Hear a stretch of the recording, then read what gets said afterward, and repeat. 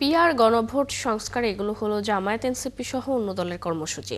এই ষড়যন্ত্র প্রতিরোধে বিএনপি প্রস্তুত আছে বলে মন্তব্য করেছেন বিএনপি চেয়ারপারসনের উপদেষ্টা ও সুপ্রিম কোর্ট আইনজীবী সমিতির সভাপতি ব্যারিস্টার এম মাহবুব উদ্দিন খোকন।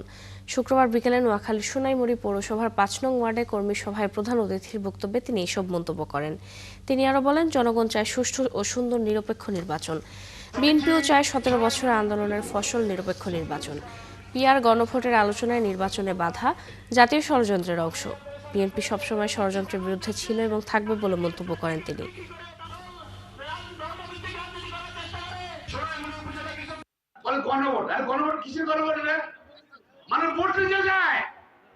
সরকার যে হবে জনগণের ভোট নিয়ে দেশ পরিচালনা করবে। এখন গণভোট কেন?